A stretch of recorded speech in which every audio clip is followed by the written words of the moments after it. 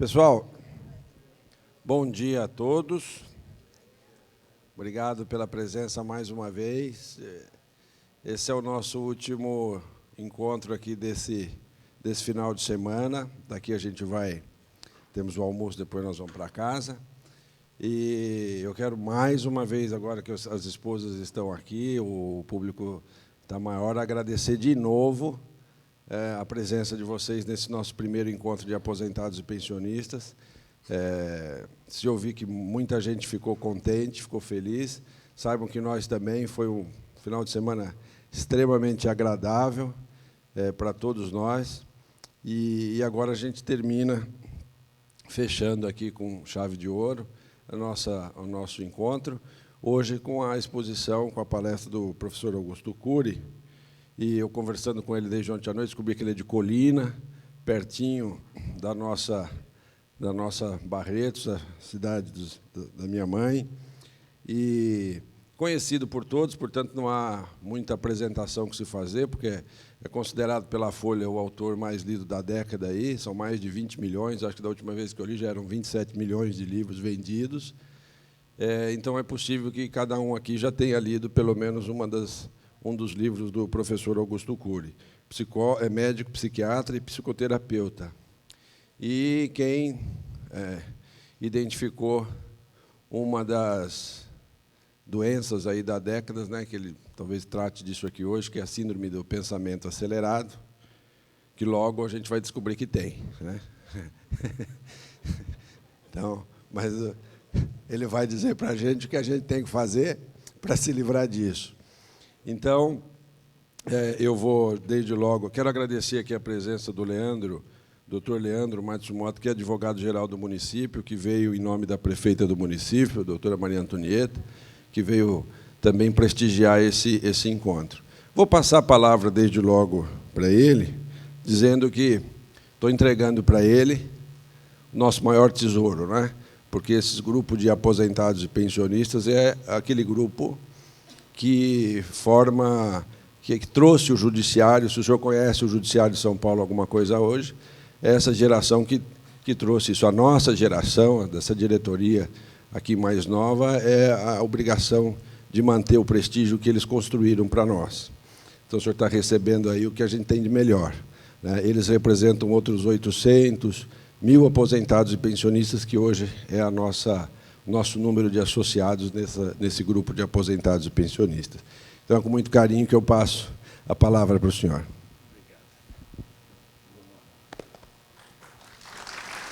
Muito obrigado. Muito obrigado.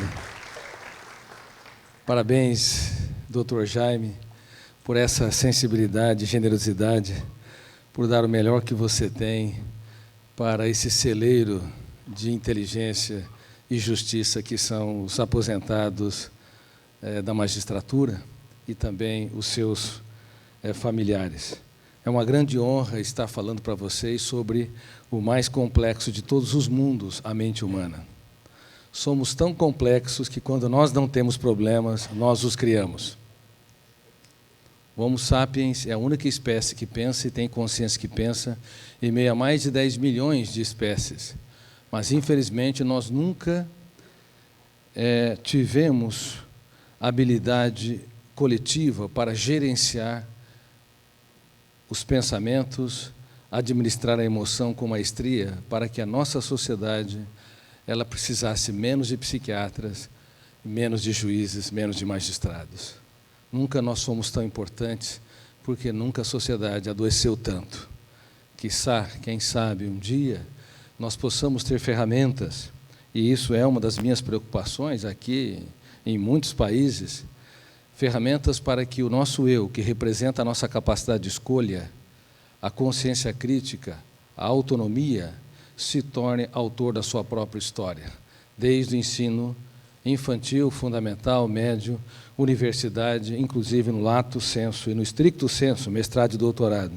Quem sabe, cada vez mais, possamos produzir ferramentas para que deixamos de ser vítimas e nos tornemos protagonistas da nossa própria história. Mas não é o que tem acontecido.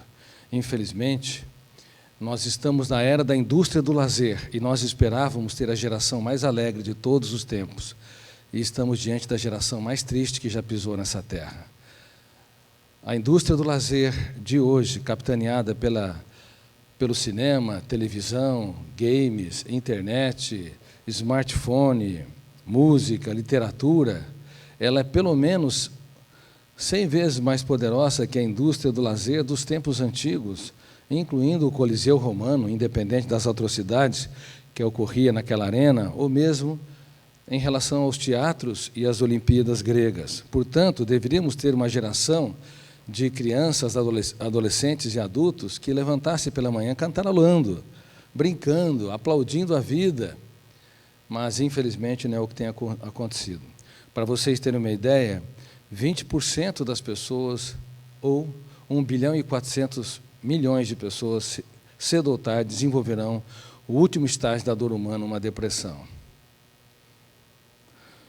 E para vocês também ficarem por dentro de algumas estatísticas, de acordo com pesquisas internacionais, 1 em cada 2 pessoas, ou mais de 3 bilhões de seres humanos, serão abarcados por um transtorno psiquiátrico. Não apenas depressão, mas transtorno obsessivo-compulsivo, a síndrome do pânico, a famosa síndrome do pânico, que é uma sensação súbita e eminente que a pessoa vai morrer ou desmaiar, embora esteja ótimo de saúde.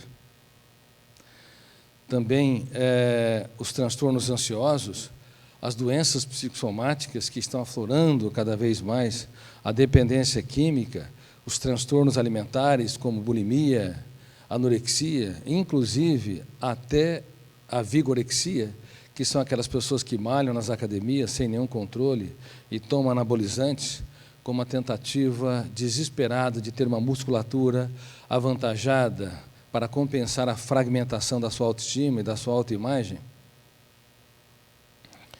1 em cada 2 pessoas. Por favor, olhe para quem está do seu lado, por favor. Se não for você, vai ser ele. Eu espero que... Mas vocês estão aqui para não ser nenhum dos dois.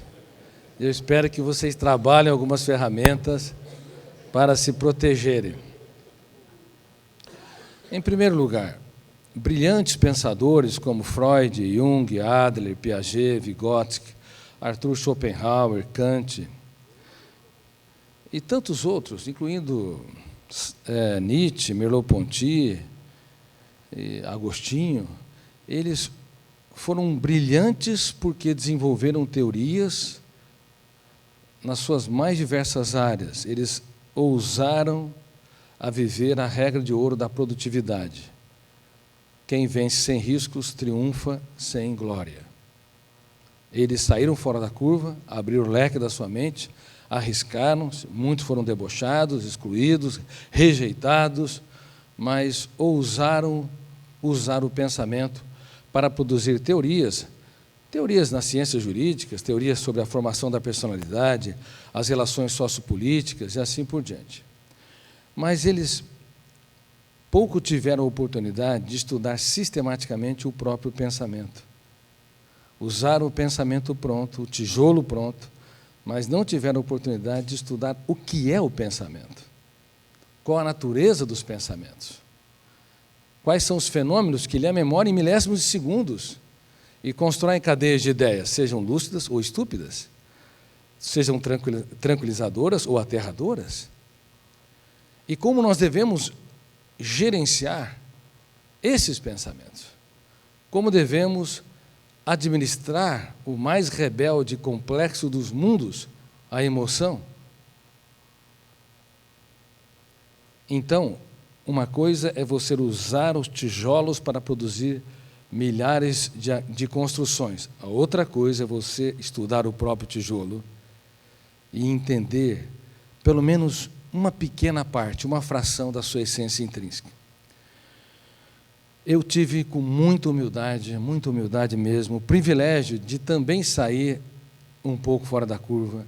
Durante 30 anos, eu desenvolvi uma nova teoria sobre o que é o pensamento, os seus tipos, o processo de construção em frações de segundos, o processo de gerenciamento e as consequências graves se o nosso eu não se tornar diretor do script da nossa própria história, se ele não dá um choque de gestão nesse movimento intelectual que todos os dias nos torna homo sapiens.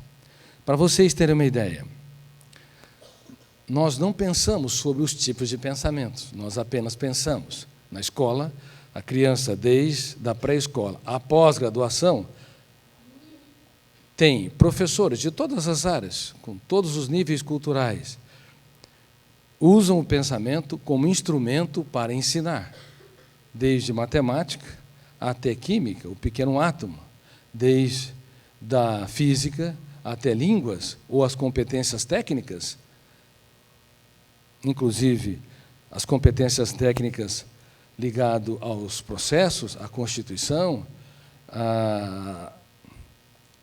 às teses que rompem o cárcere da rotina ou o cárcere das leis e se tornam enquadrados em crime. Na medicina, minha área, nós aprendemos milhões de dados sobre o corpo humano, a fisiologia, a dinâmica ou a fisiopatologia.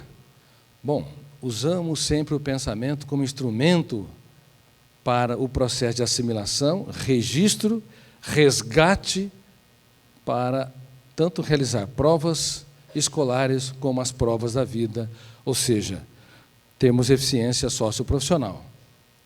Ok, mas o que é o pensamento? Essa é uma grande questão. E quais são os tipos de pensamentos? Uma criança, nos primeiros anos, ela pergunta muito ou pouco para os seus pais? Muito. Quando você coloca ela na escola, com o passar do tempo, ela pergunta muito ou pouco? Pouco, porque a educação mundial está errada.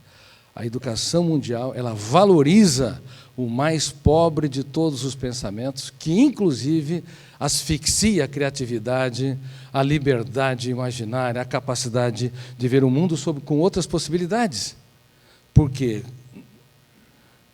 na infância, um tipo de pensamento está explodindo, borbulhando no psiquismo das crianças, que é o pensamento antidialético, que é o pensamento imaginário, que é o pensamento onde nós não precisamos de definição. Você vê o mundo, os eventos, com múltiplas, milhares de possibilidades.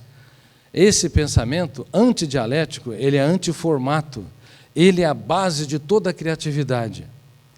Quando nós colocamos as crianças na escola, nós damos ênfase no pensamento dialético, o pensamento que copia os símbolos da língua, a linguagem dos sinais sonoros, no caso das pessoas que têm uma audição preservada, e no caso das crianças que têm baixa acuidade visual, a linguagem Libras, a linguagem dos sinais.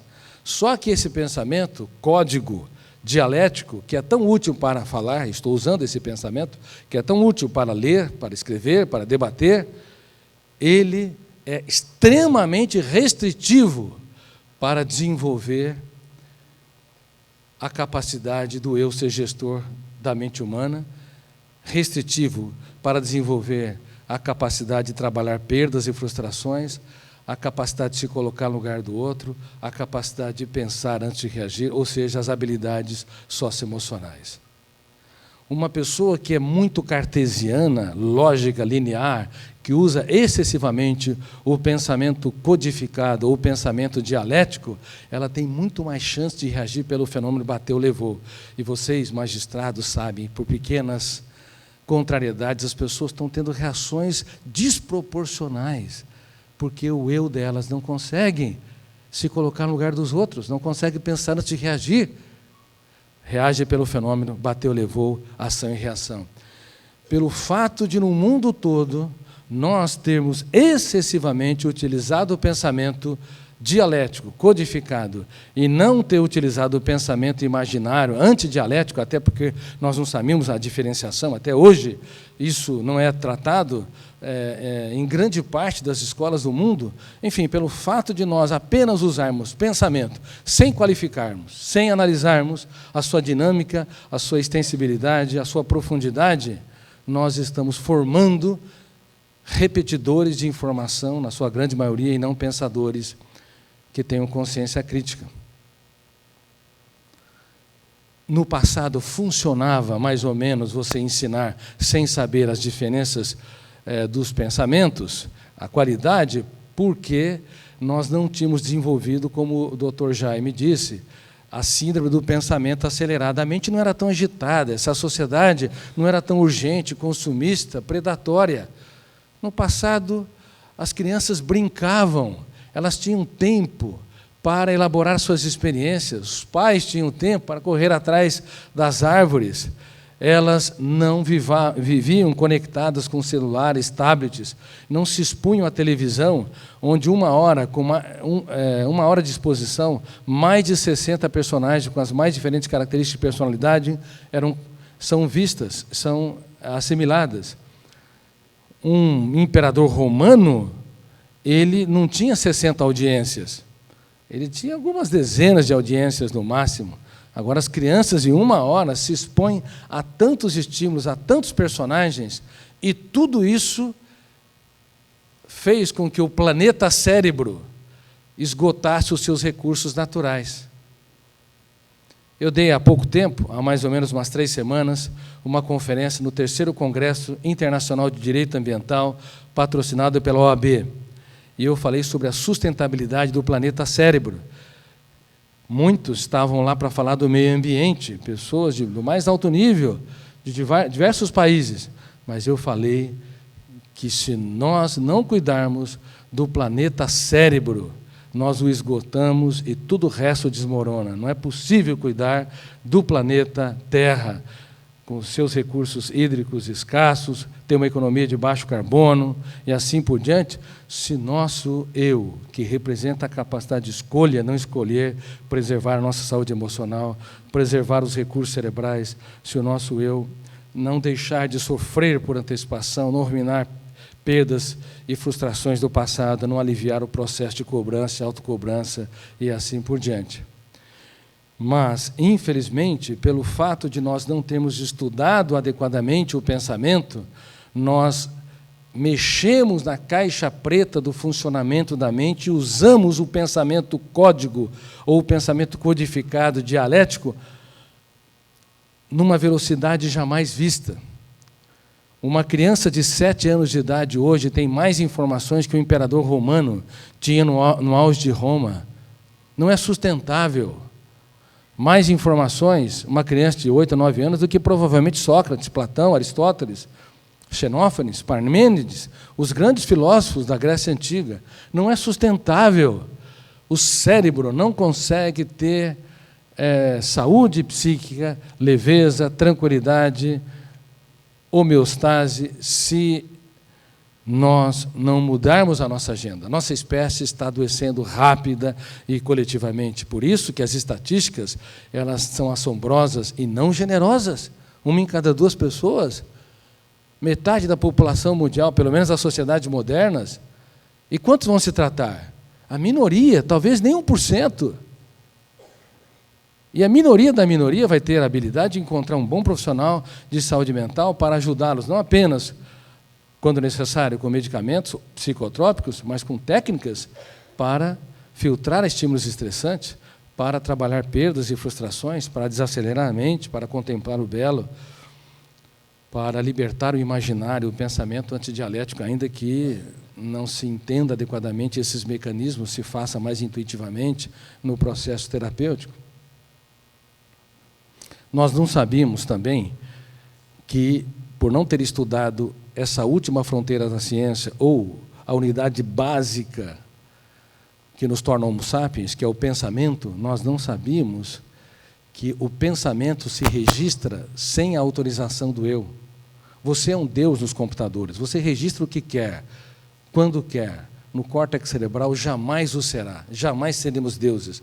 Há um lugar, há uma região que nós não temos liberdade de escolha, há uma experiência que não pode ser democrática, que não está no regime de todas as constituições. O registro na memória não depende da sua vontade. Ele é automático e involuntário. Se você detesta alguém, sinto muito, ele vai dormir com você e vai perturbar o seu sono. Queira excluir alguém da sua história, quanto mais você o tentar, mais um fenômeno inconsciente, que eu denomino como fenômeno RAM, registro automático da memória, ele vai arquivar de maneira privilegiada no córtex cerebral. Todos os estímulos, todas as experiências, todas as ofensas, todas as rejeições, todas as traições, todos os pensamentos perturbadores que nós tivemos a vontade de varrer da nossa história, foram arquivados de maneira privilegiada, formando janelas traumáticas, que eu chamo de janela killer. Killer, assassino, que não assassina o corpo, mas pode assassinar a tranquilidade, o prazer, o encanto, a suavidade. O registro automático da memória torna a nossa espécie extremamente sofisticada, extremamente complexa, precisando de psiquiatras e psicólogos clínicos, precisando de todo um aparato do sistema judiciário. Se o nosso eu ele tivesse tanta liberdade para ser diretor do script da nossa própria história, provavelmente muitos sociopatas, nos lampejos de lucidez, queriam romper o cárcere da sua sociopatia, pelo menos naquelas frações de segundos onde há um arrependimento mais diminuto.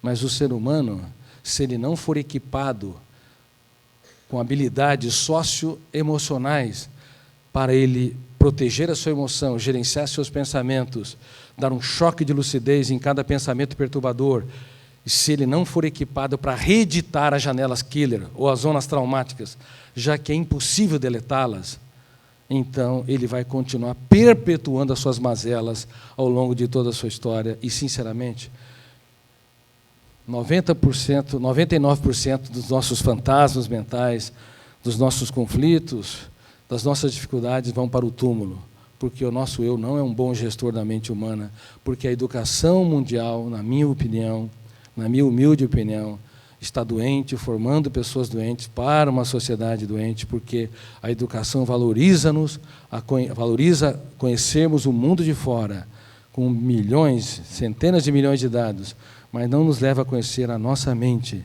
para dirigir o nosso script. Não nos leva a conhecer sequer os tipos de pensamentos dialético e antidialético. Nós entulhamos nossas crianças, quando elas entram na escola, com um pensamento linear, com um pensamento lógico, e, de repente, as crianças que eram tão imaginativas, tão curiosas, que perguntavam tudo, que colocavam seus pais em saias justas, e outras pessoas, elas começam a considerar a escola como um ambiente chato, uma escola que não é um restaurante onde se nutre a mente, mas é uma oferta de dados, milhões de dados, sem tempero, sem sabor, que não estimula o eu como o explorador do mundo em que estamos e do mundo que somos. Isso tem consequências sérias em todo o tecido social. Uma pessoa que não liberta o pensamento antidialético ou imaginário, ela vai viver essa agenda, ação, reação. Alguém me ofendeu? Eu retroalimento a agressividade, eu vou devolver a agressividade. Quantos pais, nos primeiros 5 segundos de tensão, eles agridem os seus filhos porque não toleram minimamente a contrariedade, esquecendo que também na infância eles também contrariaram seus pais, deveriam ter mais tolerância e aproveitar a oportunidade para exaltar o filho que erra e dizer que ele não é mais um número na família, mas é um ser humano ímpar, insubstituível. Ou seja, primeiro ele valoriza quem erra, ele retira o filho da fronteira da janela killer, então ele abre o circuito da memória, aí segundos depois ele fala: filho, agora vamos conversar sobre o seu erro, vamos conversar sobre a sua falha. Quantos pais, milhões, erram todos os dias por não conhecer os mecanismos básicos do funcionamento da mente. Queridos amigos, dentre as síndromes que eu descobri, uma delas é a síndrome do circuito fechado da memória. Isso tem implicação demais no comportamento humano e, consequentemente, em todo o sistema judiciário. Quando o ser humano entra numa janela traumática ou killer, dependendo do volume de tensão, a tensão ou ansiedade bloqueia milhares de outras janelas ou arquivos, e o eu não consegue dar respostas inteligentes nas situações estressantes. Síndrome do circuito fechado da memória. Por isso que nos primeiros 30 segundos de tensão, as palavras que um casal jamais deveriam falar um para o outro são expressas. Atitudes que pais jamais deveriam tomar diante dos seus filhos, ou professores em sala de aulas humilhando publicamente o seu aluno que falhou, ou mesmo o executivo tendo a necessidade neurótica de mudar o outro, alguém que não cumpriu suas metas. Nos primeiros 30 segundos de tensão, fechamos o circuito da memória e o nosso eu deixa de ser homo sapiens, ele se torna homo bios, instintivo. Consequentemente, fechando o circuito da memória, nós reagimos de maneira dialética pelo fenômeno estímulo-resposta, ação e reação. Por isso que nós acabamos ferindo quem mais amamos. E é por isso que tantos assassinatos ocorrem. A cada 40 segundos, uma pessoa se suicida, tira sua vida pela própria mão.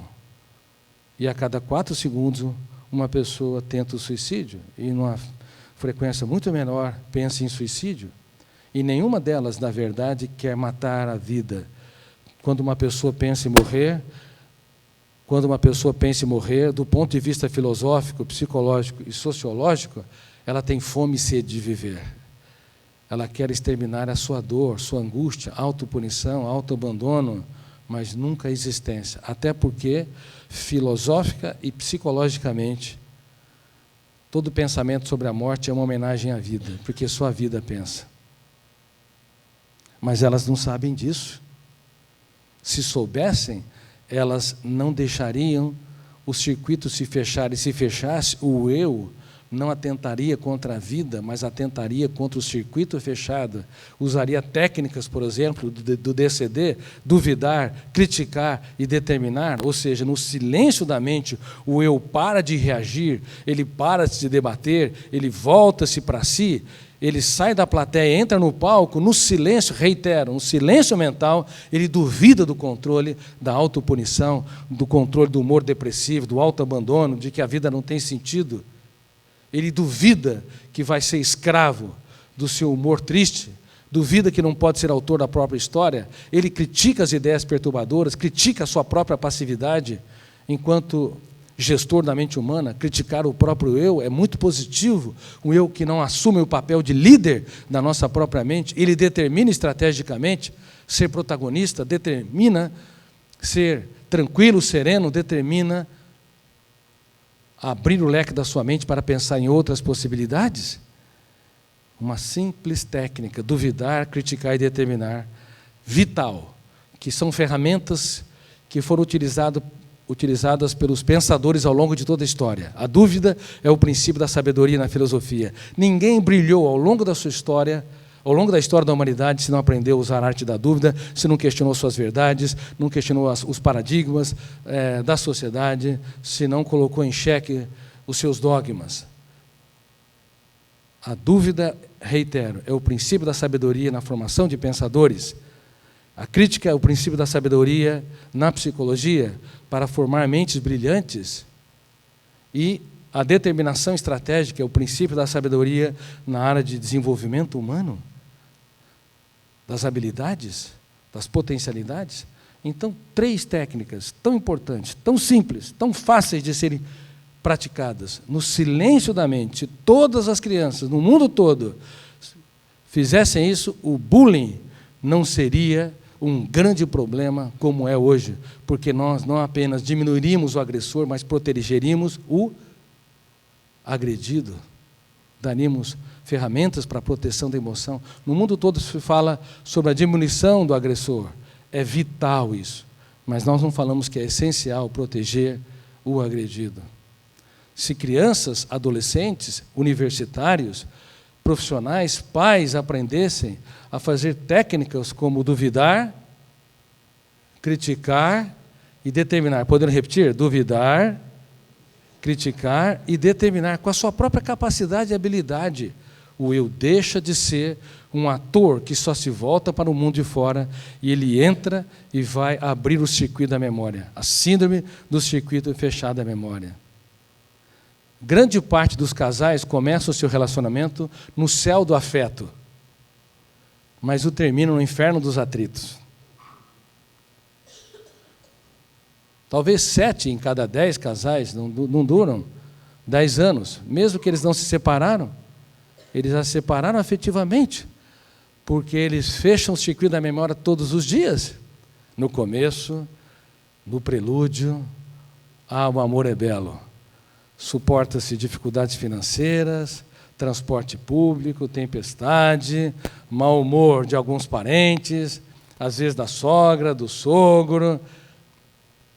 Mas o amor, quando ele é ardente, ele supera o mundo. Só que o problema é que a luz da construção de pensamentos, da natureza dos pensamentos, à luz dessa fronteira da ciência, nós vamos perceber que amar só com sentimento não é sustentável.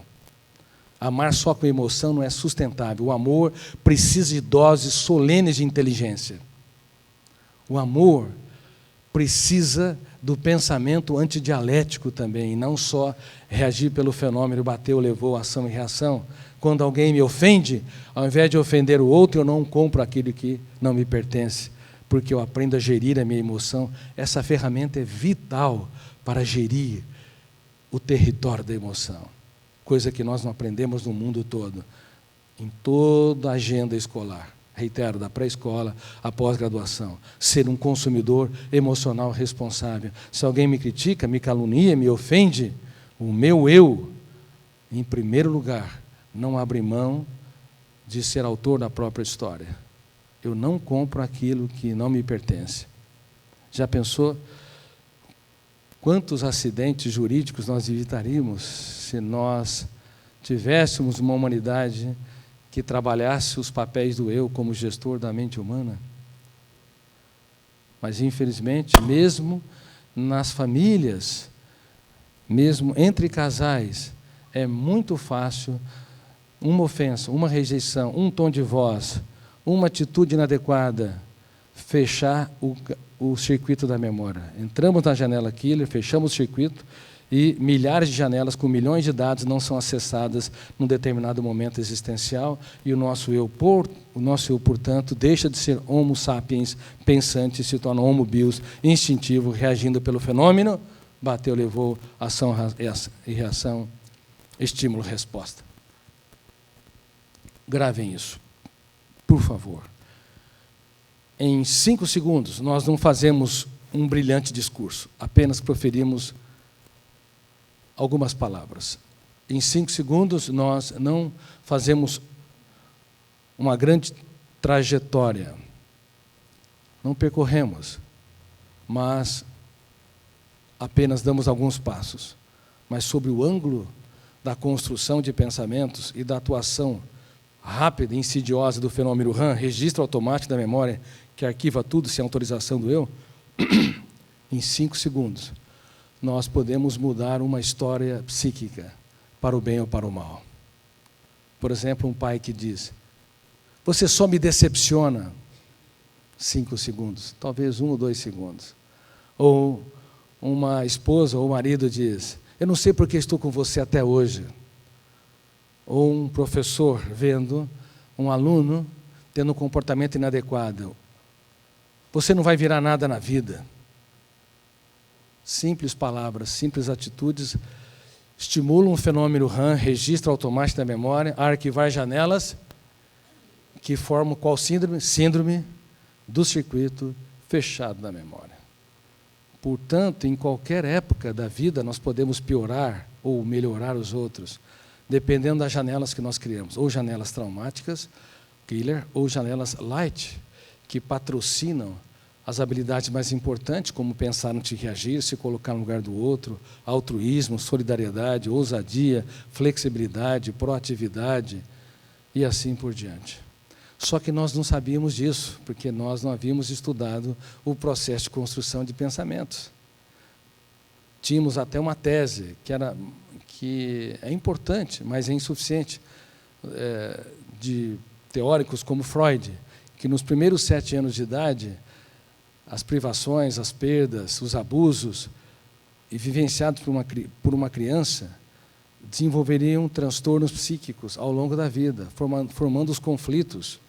Só que nós sabemos hoje que em qualquer época, mesmo tendo tido uma infância feliz, uma adolescência preservada de estímulos estressantes, nossos filhos podem adoecer, nós podemos adoecer.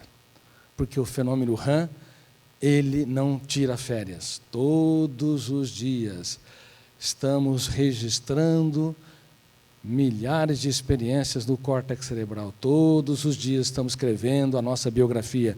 A nossa biografia, ela não para. E ainda mais, o que é importante, dentro de toda a biografia existe uma área que eu chamo MUC, Memória de Uso Contínuo, que talvez corresponda a 2 ou 3% da memória, que é a biografia mais emergente, aquilo que nós construímos nos últimos tempos, últimas semanas, últimos meses. Essa parte da biografia, que é a memória de uso contínuo, que está no centro da memória, está no centro de evidência, ela é mais importante para a produção de cadeias de pensamentos e emoções. Por exemplo, um magistrado, um brilhante profissional, justo, ético, sereno, preocupado com os ditames da sociedade, preocupado com o futuro da humanidade, ele está no limiar, está no ápice, aliás, no ápice da sua produtividade e criatividade. De repente, ele se aposenta. Vai, na sua mente, pensar: vou para o oásis. Mês depois, entra no inferno psíquico. Porque não consegue mais, não está no centro das atenções, não consegue decidir, não consegue desacelerar a sua mente. O ritmo de construção de pensamentos é altíssimo. A excitabilidade emocional não consegue se adequar ao ritmo mais tranquilo e sereno das movimentações sociais, tem chance de cair em depressão. Mas como? Estava no auge. Sim, porque agora a nova biografia, o fenômeno RAM, registro automático da memória, ele não conseguiu construir o oásis que ele pretendia quando aposentou-se. Então, tem de se preparar para aposentar. Uma pessoa extremamente produtiva tem que desenvolver uma engenharia para se aposentar. Vocês sabem disso, muitos de vocês passaram por experiências assim. Tem de se preocupar. Qual será meu sentido de vida? Eu vou desacelerar, mas eu não posso parar, porque eu aposento o corpo, jamais aposento a mente. Aliás, a mente nunca pode ser aposentada, porque esse é um dos fatores do mal de Alzheimer, que pode provocar o mal de Alzheimer.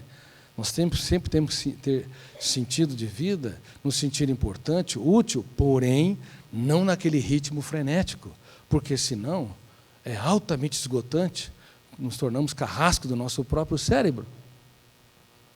Então, eu quero dizer que mesmo uma pessoa muito bem resolvida, quando se aposenta, vai começar a escrever novos capítulos da sua biografia na memória de uso contínuo, nesse centro da memória, e essa biografia tem que ser muito bem escrita. A mesma coisa ocorre quando uma pessoa se separa.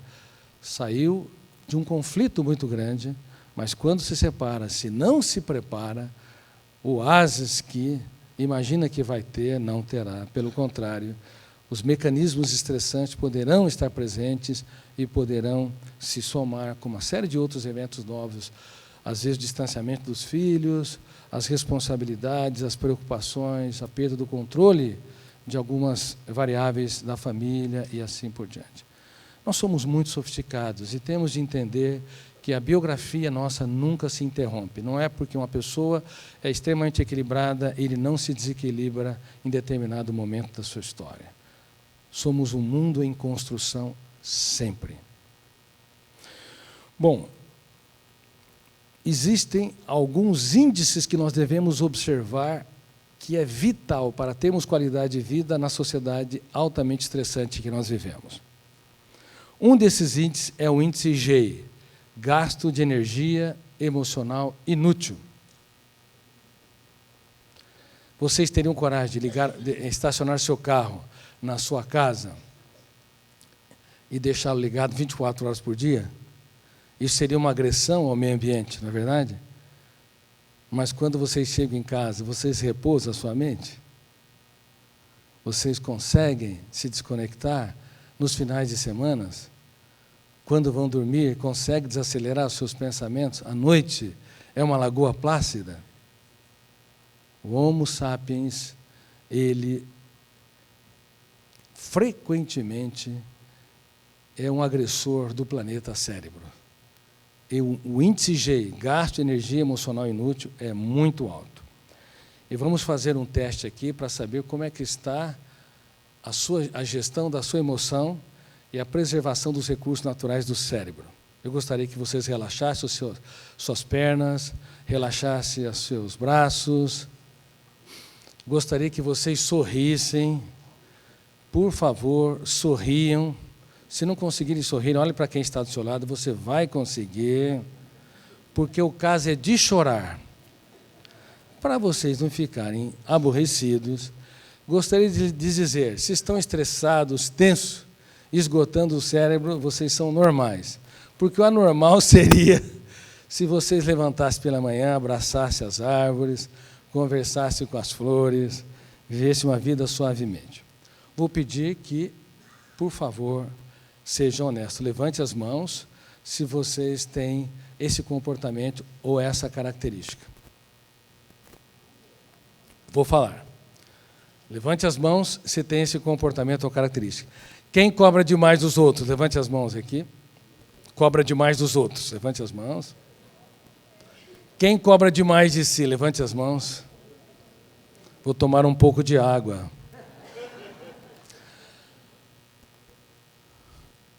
Quem cobra demais dos outros e cobra demais de si, vou brincar aqui, está apto para trabalhar numa financeira, mas não para ter uma bela história de amor com a sua saúde emocional.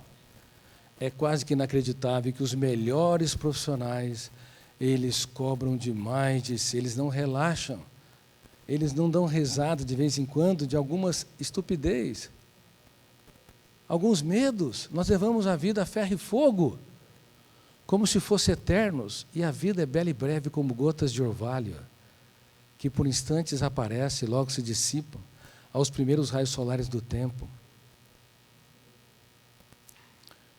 Queridos amigos, nós vivemos mais ou menos em relação aos habitantes da Idade Média?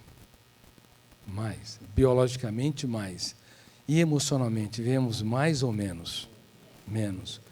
Hoje, 70, 80 anos, que é o tempo da vida média, passam mais rápido do que 20 anos no passado, onde havia tempo para sentar nas varandas, para viver a vida pausadamente, para fazer muito do pouco.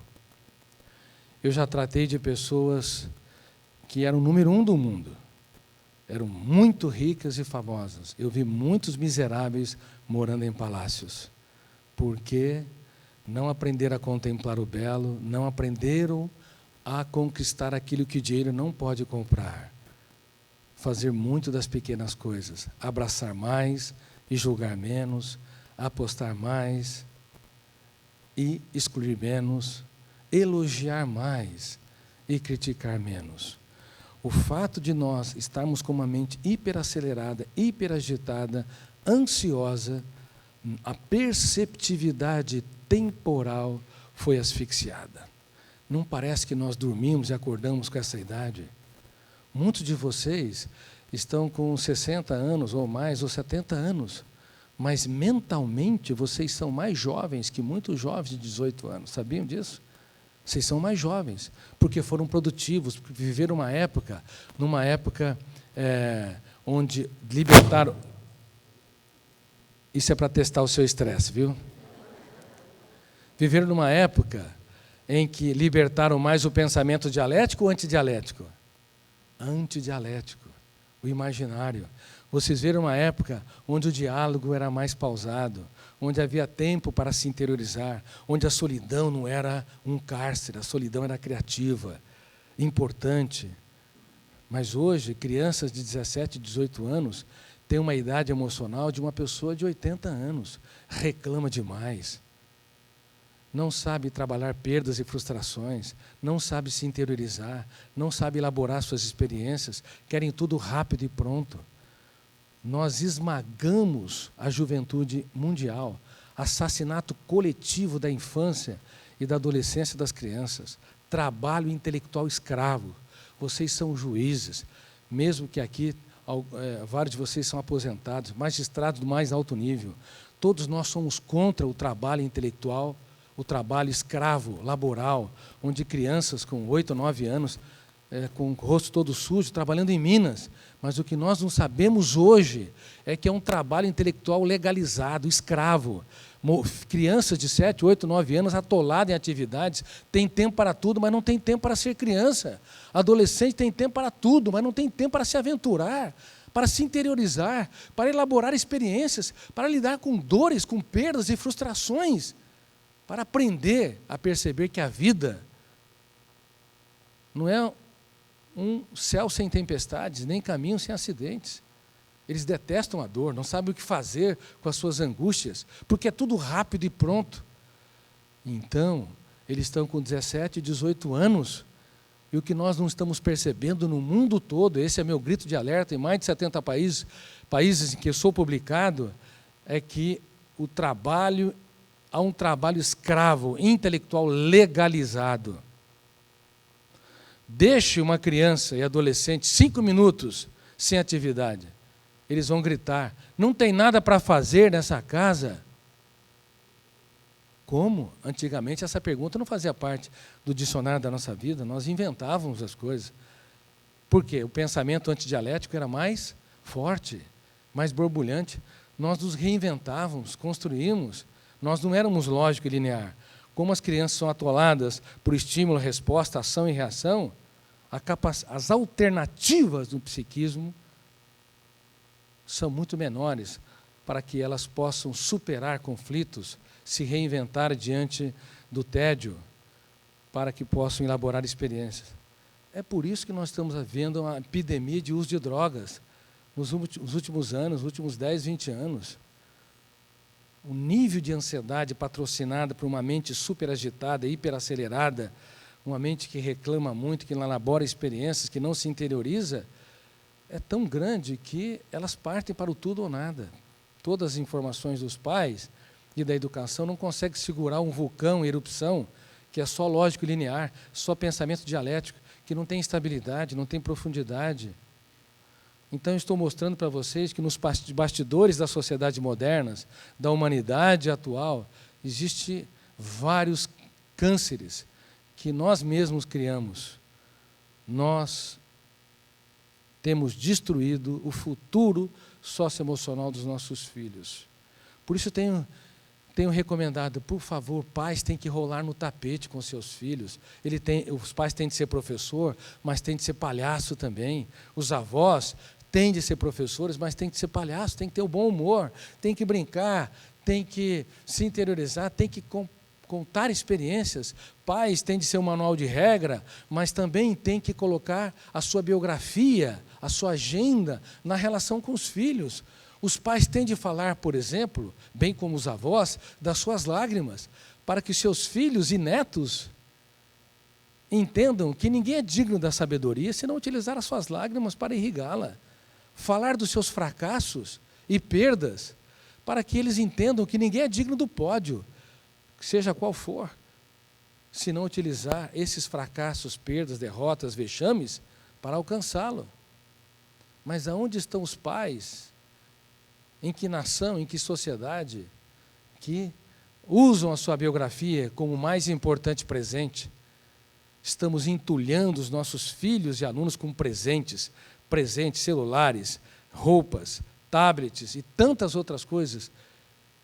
E eles querem cada vez mais para sentir cada vez menos.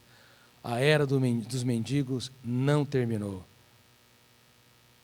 Sim, há muitos mendigos que estão nas ruas sem proteção social, mas há os mendigos no território da emoção, que mendigam o pão da alegria, da tranquilidade, da serenidade, morando em belos apartamentos, em belos condomínios.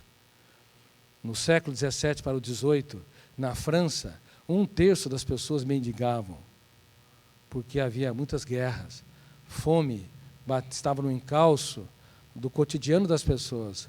Hoje há uma fome emocional sem precedente.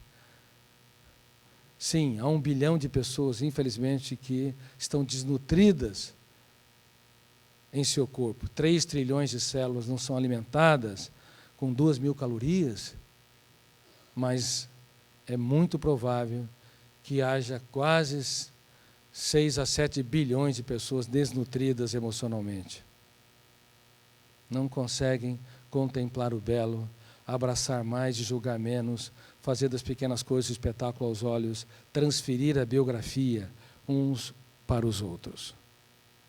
Não conseguem mais sentar nas varandas e falar sobre as coisas gostosas e agradáveis da vida. Nós valorizamos o trivial. Trabalho, trabalho, trabalho, que é importante, mas é o trivial. Esquecemos o essencial, de nós mesmos. Quão bom fosse se os seus filhos e os seus netos perguntassem para vocês quais foram os dias mais difíceis, que lágrimas vocês choraram e nunca tiveram coragem de chorar. Eu tenho certeza, se eu fosse analisar a história de vocês, e eu fiz 20.000 sessões de psicoterapia e consultas psiquiátricas, eu tenho certeza, não apenas como terapeuta e psiquiatra, mas como pesquisador, eu ia encontrar um ser humano incrível, com todas as imperfeições. Eu ia encontrar aventuras que vocês nunca contaram, lágrimas, reitero, que nunca foram encenadas no teatro do rosto, perdas, dificuldades, momentos de hesitação, de taquicardia, momentos solenes de ousadia, mas que nunca foram verbalizadas. Cada ser humano tem uma biografia incrível. E nós, infelizmente, nessa sociedade urgente, não falamos sobre a nossa essência. E devemos falar. Eu te peço, pergunte para os seus filhos e para também os seus netos, se vocês os tiverem. Quais são os seus fantasmas e seus pesadelos? Quais foram os dias mais tristes da sua história? O que eu posso contribuir para te tornar mais feliz? E conte sobre vocês, fale sobre vocês. Há um mundo a ser explorado, há um tesouro que não pode morrer com vocês. É incrível. Os mais belos poemas que nunca foram escritos estão nos cemitérios. Os mais belos livros que nunca foram escritos estão nos cemitérios. As mais belas obras de arte que as pessoas nunca ousaram escrever estão nos cemitérios. As pessoas, elas fecham os olhos dessa vida e não realizam os seus sonhos e não exteriorizam a sua história para as pessoas mais caras. E é incrível que jovens hoje, pais jovens, também não conseguem falar de si mesmos. Eles são uma biografia fechada. Nós sabemos que agora, pela Constituição, houve direito das pessoas escreverem sobre a biografia dos outros. Mas é incrível, nós fechamos nossa biografia para as pessoas mais caras. Temos medo de falar da nossa incoerência, das nossas dificuldades, da nossa estupidez, de alguns erros que é passível ser contado, nem todos, mas de alguns erros, de algumas dificuldades que são passíveis de serem contadas. Nossa biografia, ela é fechada para as pessoas mais caras. E elas são vitais, mais do que um manual de regra, para formar mentes brilhantes com emoção saudável. Então, o tempo emocional hoje está contraído. Nós vivemos mais biologicamente, mas o tempo passa rapidíssimo, porque a sociedade urgente, ansiosa, consumista, levou-nos a não mais falar sobre quem somos, a transferência do capital das experiências. Você pode não dar nenhum presente para o seu filho, mas se você der a sua história, você deu o essencial, não deu o trivial. Pode ter certeza. É dar o essencial que determina os ditames, os tijolos básicos mais importantes para a formação da personalidade e para o processo de superação.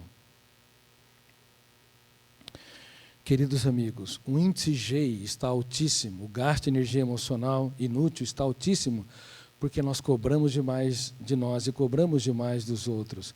Quem cobra demais de si e dos outros não é generoso, atua muito mais com manual de regras. Por isso, reitero, quando você for corrigir alguém, não aponte a falha, porque aí você vai acionar mecanismos inconscientes que vão gerar a síndrome do circuito fechado da memória.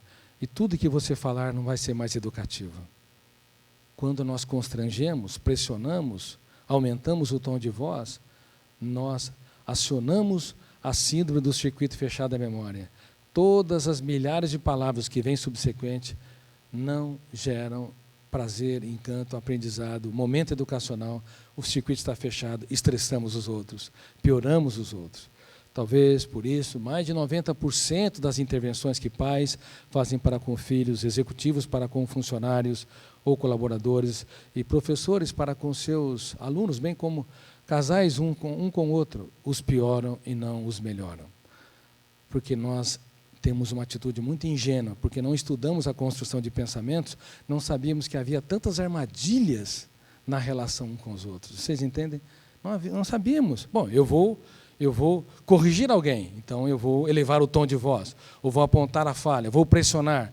Todas essas atitudes são indelicadas, porque quando eu faço isso, eu fecho o circuito. Eu penso que a minha palavra é capaz de operar a memória do outro, operar os arquivos para que ele mude o seu comportamento. E, na verdade, não ocorre isso.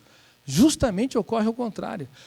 Vocês nunca ficaram impressionados, perplexos, porque a nossa espécie tem baixo nível de viabilidade? Sempre houve guerras, genocídios, exclusão, discriminação. Olha para a nossa história. A espécie humana é a única que pensa e tem consciência que pensa. Olha como é que é o movimento social hoje. Como a violência faz parte do dicionário da história do ser humano. Porque há muitas armadilhas mentais que fecham o circuito da memória. Então, a melhor maneira de corrigir alguém não é apontar falha. Em primeiro lugar, é valorizar a pessoa que erra, para depois falar sobre o seu erro. Você é capaz de desarmar uma pessoa que está apontando uma arma para si. Se você tiver medo, você fecha o circuito. Se você agredir, você fecha o circuito mais ainda. Mas se você disser para o seu agressor que ele é um ser humano, que você o respeita apesar da sua arma, e se você conseguir fazer algum tipo de elogio criativo, é capaz de ele recolher a arma. Eu me lembro que quando estudava esses mecanismos, eu estava atendendo uma mulher que sempre foi agredida pelo marido. Na lua de mel, ela estava casada há 15 anos, ele era muito rico, ele a colocava numa espécie de cárcere emocional. Bom, na lua de mel, ele já pulsou o revólver para ela.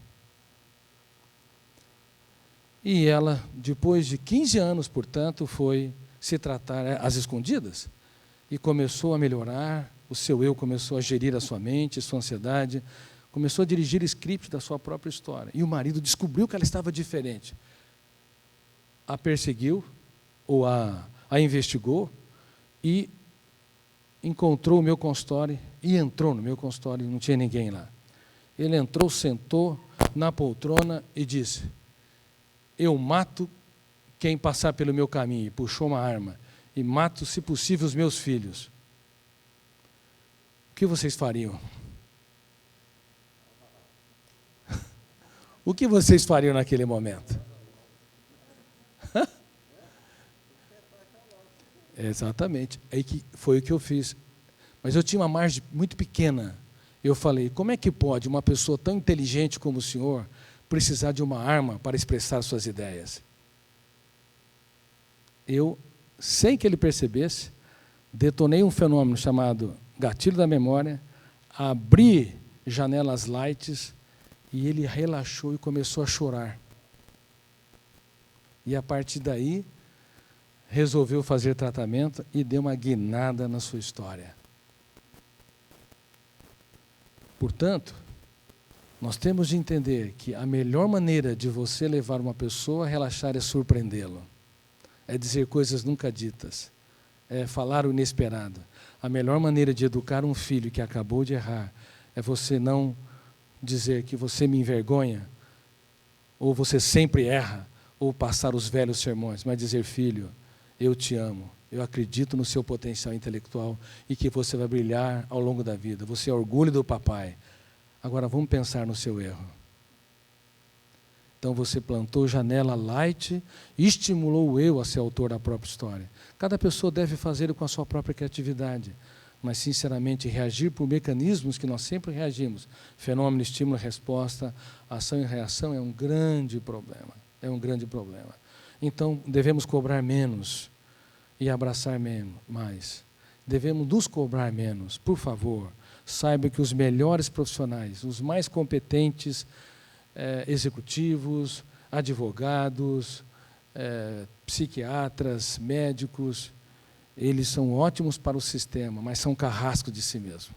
Uma pessoa que cobra demais expolia o seu cérebro. A grande maioria aqui pode ser excelente para a sua família e para a sua empresa, a sua instituição, inclusive a que estão nativa, para a sociedade brasileira, para o Estado, mas não tem tido um caso de amor com a sua qualidade de vida. E vocês têm que mudar essa agenda. Na relação com os outros, nós temos de entender que existem algumas técnicas para promover relações interpessoais saudáveis. Uma delas, eu gostaria que vocês repetissem. Ninguém muda ninguém. Um pouco mais forte. Eu tenho o poder de piorar os outros, mas não de mudá-los. Quem já tentou mudar uma pessoa teimosa aqui? Levante as mãos. Muitos. Sinto muito, você a piorou. Eu quero explicar isso para vocês. Por que nós pioramos? E por que nós tentamos mudar os outros? Porque nós acreditamos que o pensamento ele é concreto. O pensamento é real, mas o pensamento ele não é real, o pensamento é virtual. Um psiquiatra, quando está diante de um paciente com ataque de pânico, uma sensação súbita e iminente que vai morrer ou desmaiar, ele não incorpora a realidade da crise de pânico. Ele interpreta, ele discursa e acusa, mas não consegue incorporar a realidade intrínseca da dor, da angústia. Um juiz, um magistrado, por mais competente que seja, ele interpreta comportamentos, mas não entra na realidade intrínseca que motivou o comportamento que levou, por exemplo, ao crime.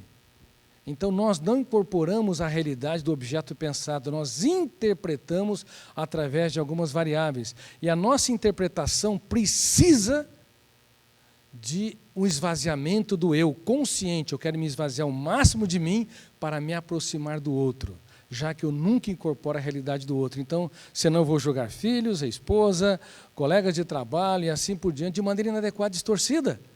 Porque como o pensamento ele é virtual e não é real, reitero, não incorpora a realidade da essência intrínseca, da emoção, da motivação dos outros, nós podemos olhar o outro muito mais com nossos olhos do que com o que o outro é.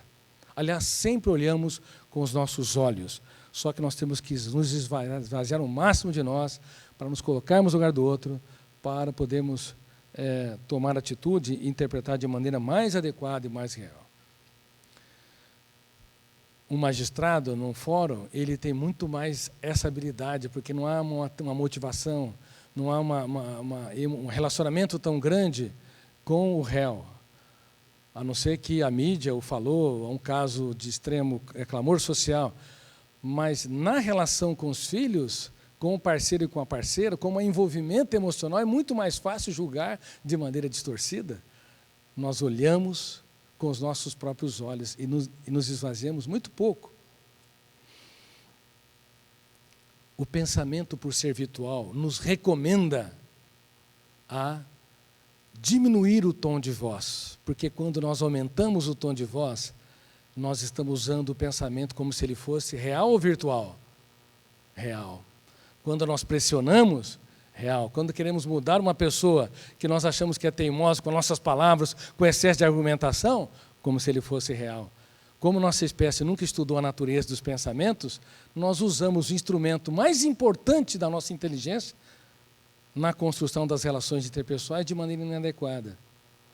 Por isso, reitero, nos conflitos humanos devemos recolher as armas, devemos ser lentos para julgar, devemos ser rápidos para abrir o leque da nossa mente, devemos aprender a ser fiel à nossa consciência, não submeter à ditadura da resposta. não submeter ao mecanismo ação e reação. Nós devemos aprender a nos colocar no lugar dos nossos filhos e perceber as lágrimas que eles não choraram, do nosso parceiro ou parceira, e perceber as angústias que estão por detrás deles. Assim, se nós o fizermos, nós usaremos o pensamento de maneira adequada e não como um instrumento que ele jamais serve, como instrumento da verdade. Por nesse exato momento, há inúmeros casais se separando porque estão usando o pensamento não condizente com a sua virtualidade, a natureza virtual, mas como se fosse real. Eles querem operar o cérebro um do outro, querem ser neurocirurgiões, operar a personalidade, sem entender que a nossa margem de manobra é muito pequena. Por ser virtual, ninguém muda ninguém. Temos o poder de piorar os outros e não de mudá-los. Mas nós podemos contribuir com eles, para que eles mesmos se mudem. Por isso, usamos algumas técnicas. Número 1, ser simpático. Número 2, ser carismático. Número 3, ser empático. O simpático, eles exalam o perfume do bom humor. São pessoas bem-humoradas. Aliás, doutor Jaime, nós precisamos de juízes bem-humorados. Juízes mais alegres. Isso não quer dizer de maneira nenhuma imparcialidade no julgamento, mas eles vão ser mais felizes, porque profissões como de magistrado, como de psiquiatra, são profissões onde nós nos ilhamos muito. Nós temos mais dificuldade de falar das nossas angústias, dos nossos fantasmas mentais, medos, inseguranças, conflitos, e nós precisamos de magistrados e também de promotores mais bem-humorados, mais alegres, que contagiam o meio ambiente. Uma pessoa que é mal-humorada, sisuda, fechada, ela exala não um bom perfume da emoção, mas um perfume não agradável. E falando sobre perfume, há pessoas que compram perfumes caros e onde passam deixam um rastro de agradabilidade. Mas quando abrem a boca, são pessimistas, mórbidas e assim por diante. Então, ser simpático é importante, cumprimentar o porteiro do prédio, cumprimentar os nossos auxiliares, cumprimentar o garçom, mandar o recado para cozinheiro, se a comida estava boa.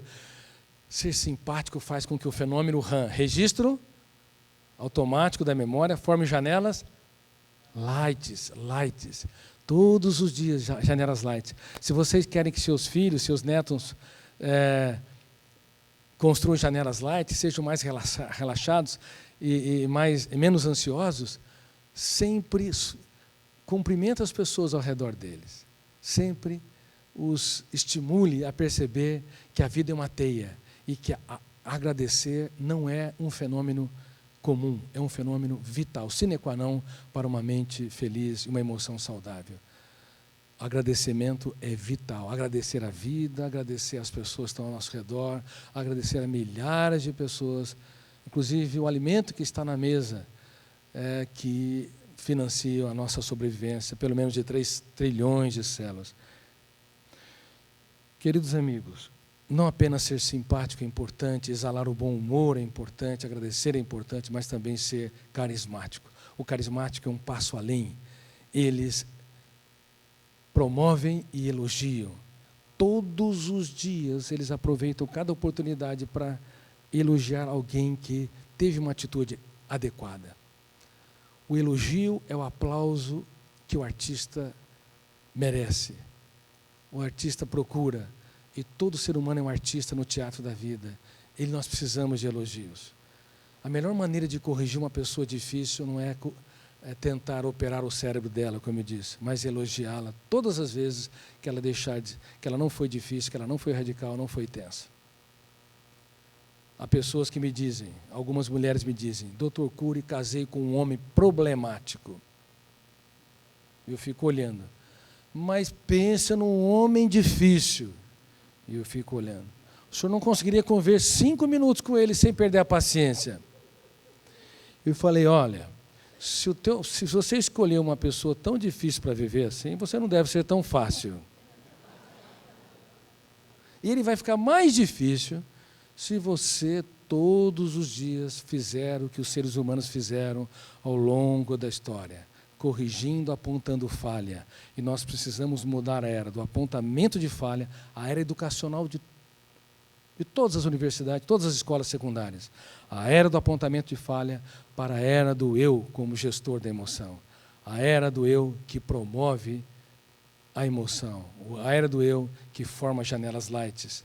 A era do eu que é capaz de levar uma pessoa que é radical, tensa, fechada, egoísta, egocêntrica, a se interiorizarem, a velejar nas águas da emoção, a romper o cárcere da síndrome do circuito fechado da memória.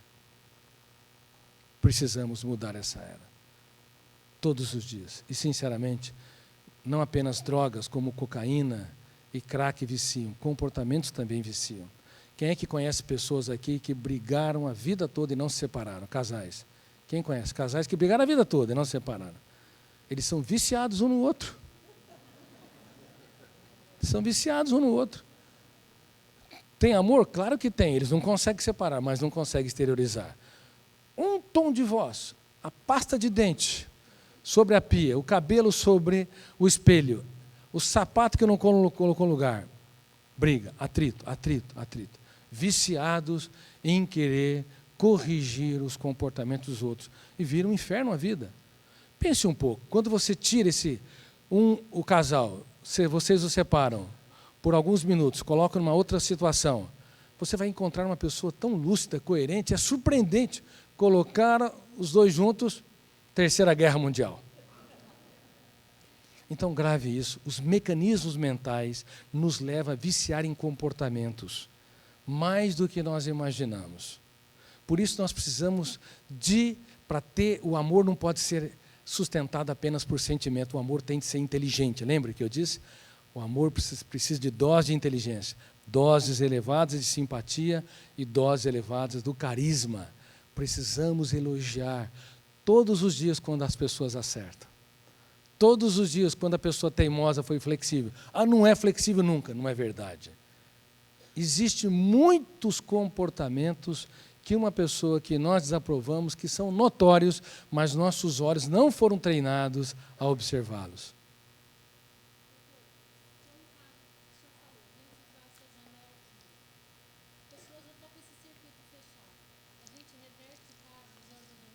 Light, parabéns. Como é que é o seu nome? Vocês poderiam aplaudir a Renata, por favor? A Renata me disse, plantou janela light em você agora, você ousou falar. Renata, quando a pessoa está com o circuito fechado, se você entrar nesse redemoinho, se você entrar nesse circuito, apontando fala, constrangendo, pressionando, criticando, elevando o tom de voz, ou seja, as técnicas que nós sempre usamos, ou às vezes os velhos sermões, ou até mesmo as generalizações que são perigosas, você sempre é assim, ela não é sempre assim, entendeu? Todas essas técnicas fecham mais o circuito, aumentam os níveis de tensão. Quando você é carismática, você elogia, olha, eu aposto em você, eu acredito em você, e você faz a diferença na minha vida, apesar desse comportamento. Você desloca o território de leitura de uma janela killer para uma janela light. Você reverte o quadro, mais do que isso, você constrói janelas paralelas, novos núcleos de habitação, que constrói pontes nas relações interpessoais. Só que você vai ver que nós somos viciados em corrigir.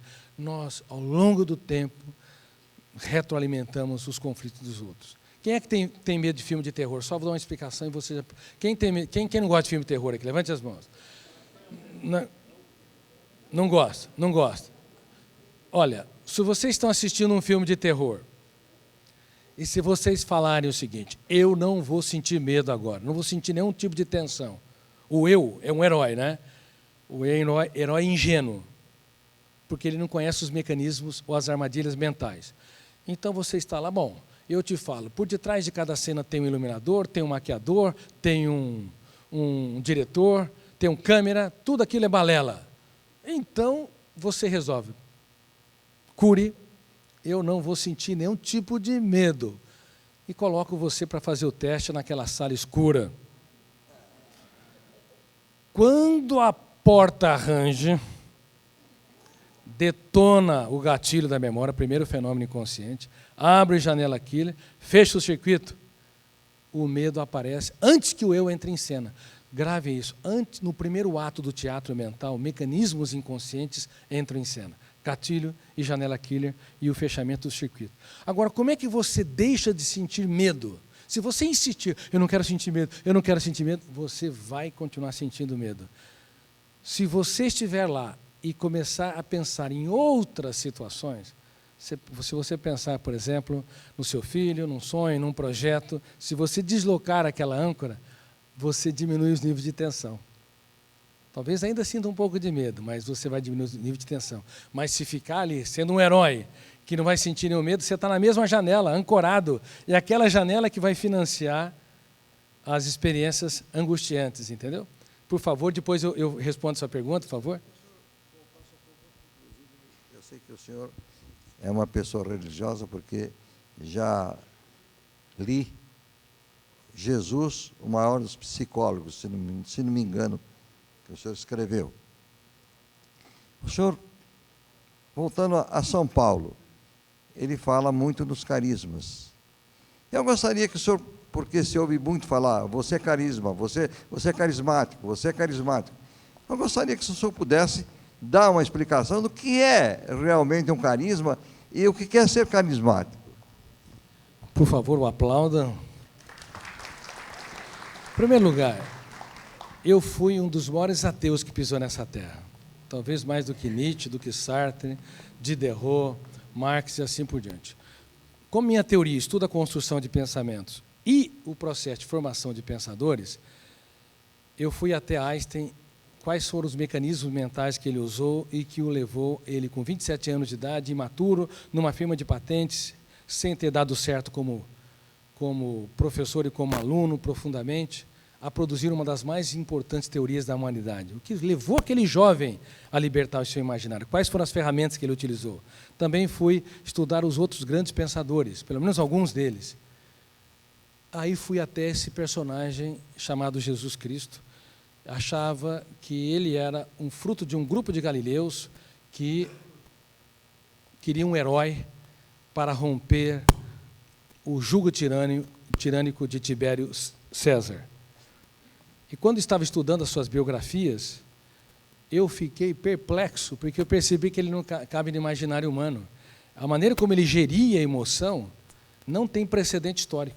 E as religiões todas erraram por não ter estudado ele sob o ângulo da ciência, essas ferramentas notáveis que o levou a ser protagonista da sua história nos focos de tensão. Por exemplo, no exato momento em que o traidor Judas Iscariotes chegou, era de se esperar, do ponto de vista psiquiátrico, que o golpe da traição, quem já foi traído aqui de alguma forma, levante as mãos, já foi traído.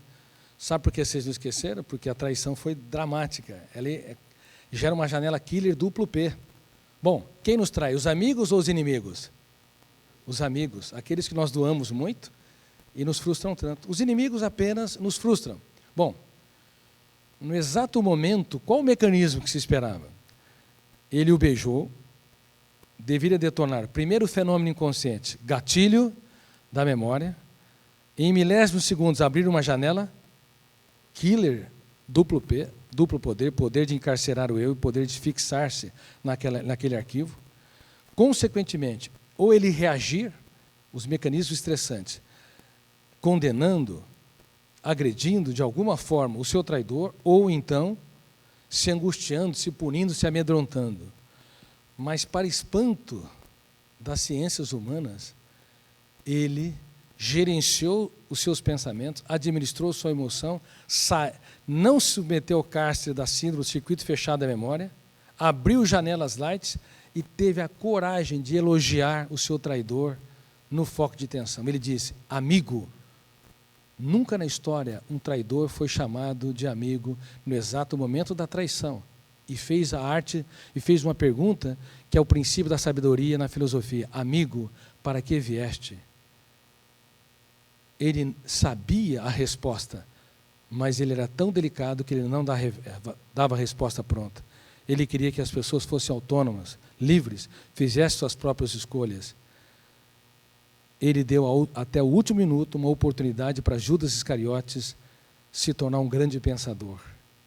E ele, então, ele foi simpático, carismático, e ele foi a outra ferramenta, empático. Ele surpreendeu. Os empáticos surpreendem. Como eu disse, dizem coisas inesperadas, inusitadas. Ele abriu, como um raio, o circuito fechado da memória de Judas, ele caiu em si, jogou as moedas de prata, mas, infelizmente, ele entrou em outra janela killer duplo P, ou traumática duplo P. De qual? O sentimento de culpa. O sentimento de culpa atroz. Fechou o circuito e aí ele se puniu. Mas não era assim. O professor, o maior professor da história, estava tentando resgatá-lo. Quando ele chamou de amigo, indicando que ele não tinha medo de ser traído, tinha medo sim de perdê-lo como amigo. Por isso, nunca alguém tão grande se fez tão pequeno para tornar os pequenos grandes.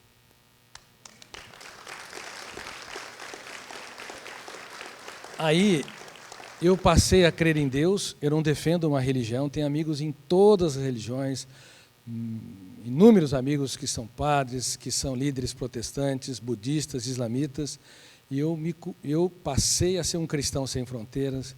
Eu passei a ser um ser humano que respeita os diferentes. Eu percebi a minha arrogância de considerar a busca por Deus, a busca de um cérebro apaixonado pela vida que não resiste ao seu caos na solidão de um túmulo. Eu nem vou explicar direito. Essa era uma das teses do meu ateísmo. Depois que eu estudei a inteligência de Cristo, eu mudei completamente. Me tornei uma pessoa extremamente aberta e percebi que uma pessoa verdadeiramente madura é capaz de respeitar os diferentes e aplaudir aqueles que têm culturas, hábitos e comportamentos distintos.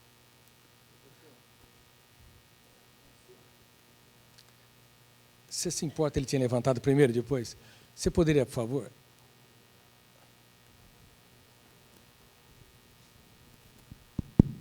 Doutor Augusto, bom dia. Meu nome é Osni.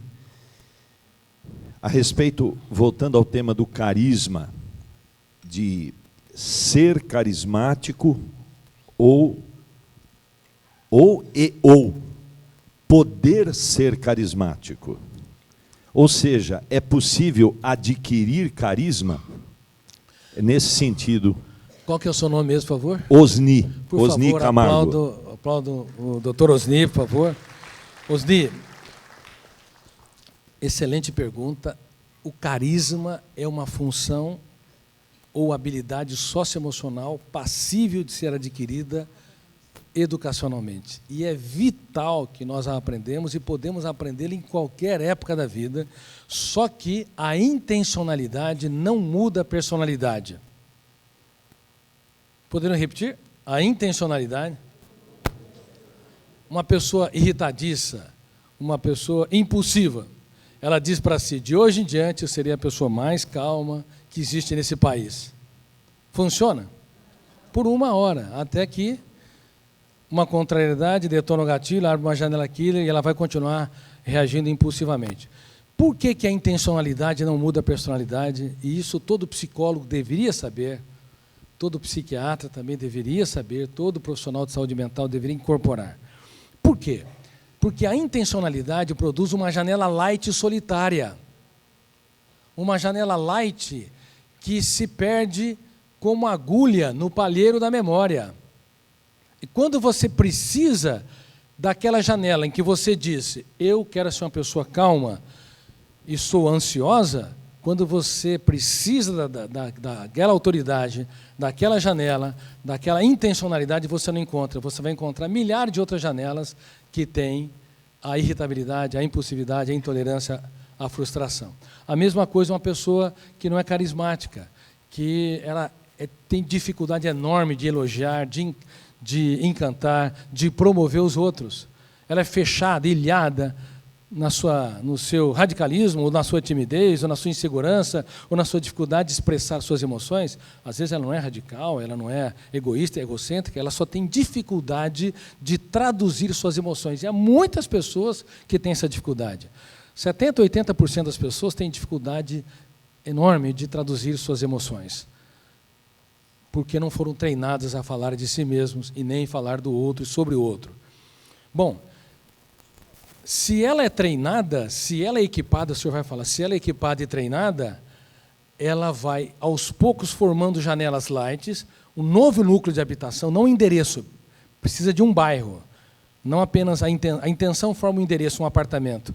A praxis da técnica do DCD, ou a praxis de uma pessoa que quer se reinventar, se reconstruir, desenvolver o carisma, ela vai formando vários apartamentos, várias casas, metaforicamente, como numa cidade, um bairro precisa ser sustentável. Você tem muitas casas, muitos apartamentos, tem pelo menos um supermercado, tem farmácia, assim por diante.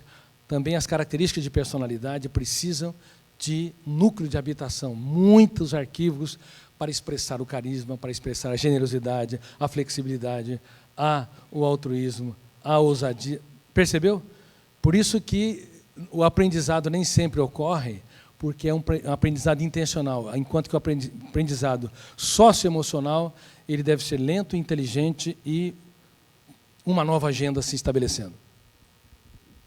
Desculpe, lhe perguntaria mais uma coisinha rápida, para não tomar muito tempo. O carisma é uma faculdade inata ou adquirida? O carisma é uma faculdade adquirida. Eu não tenho dúvida disso. Uma pessoa não nasce carismática, porque o carisma depende da generosidade, do altruísmo, depende de milhões de experiências ao longo da formação da personalidade. Depende de você aumentar o limiar para a frustração, para trabalhar a contrariedade, dificuldades. O que ocorre numa criança e que tem traços genéticos é a sensibilidade. Uma pessoa é mais sensível, é mais emotiva, mas isso nem de longe ainda é um bairro sustentado para o carisma. Uma pessoa hipersensível, ela pode viver a dor dos outros. Uma pessoa hipersensível, ela sofre por antecipação. Uma pessoa hipersensível, quando ofende, estraga o dia, a semana. Ela pode ser não carismática consigo. Ela não tem proteção emocional. Pessoas excelentes são hipersensíveis. Isso não quer dizer que elas conseguem ser autoras da sua própria história. Bom, vou falar agora sobre a síndrome do pensamento acelerado e vou encerrar. Vocês querem que eu encerre já ou não? Vou em frente, então. Vou falar sobre a síndrome do pensamento acelerado.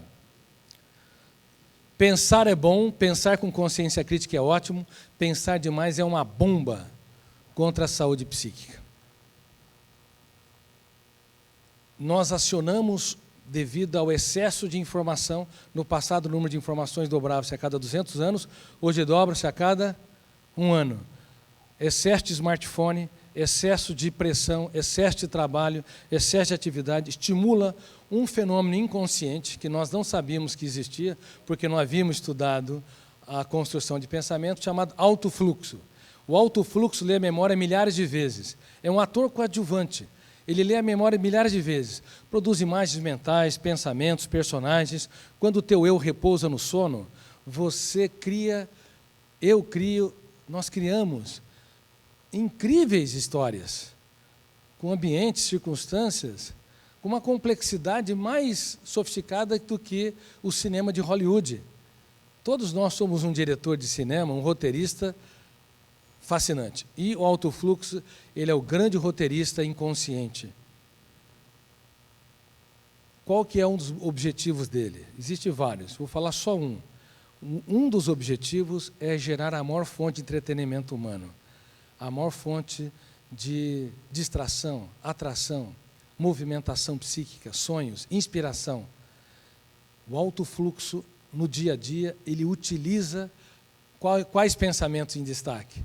O dialético ou o antidialético? Vamos ver se vocês estão tendo a percepção. Ele é extremamente criativo. Ele usa qual? Qual tipo? Antidialético. Por isso que a gente constrói personagens. No emocional. Ele usa a emoção e imagens mentais. Ele usa o pensamento antidialético. Você vai no passado, você pensa no futuro. Agora, uma consequência seríssima. Vocês conhecem pessoas que têm todos os motivos para serem felizes e são tristes, pessimistas, mórbidas? Conhecem? Elas têm um alto fluxo asfixiado. Tiveram aplausos, tiveram sucesso intelectual, às vezes são doutores, pós-doutor, tiveram sucesso financeiro, mas não tiveram sucesso em ter uma emoção estável e profunda, porque o alto fluxo não é exacerbado, não consegue construir personagens, ambientes, circunstâncias, sonhos, motivações capazes de dar profundidade, tranquilidade emocional. E nós não sabíamos disso também. Isso é muito sério. Vocês não imaginam as implicações que existem. Há muitas pessoas deprimidas que não têm motivo. Você não tem motivo para ser deprimida. Mas elas asfixiaram o fenômeno do alto fluxo. Agora, nós podemos usar o fenômeno do alto fluxo de maneira atroz. Se nós acelerarmos a construção de pensamentos, nós vamos ter um esgotamento cerebral intenso. Vou usar uma metáfora aqui, gostaria que vocês participassem. O meu dedo está na sua direita ou na sua esquerda? E agora? E agora? E se eu aumentar a velocidade? Percebe? Usando a metáfora. Assim como nós perdemos os parâmetros, se a nossa mente acelerar, o pensamento perde também os parâmetros.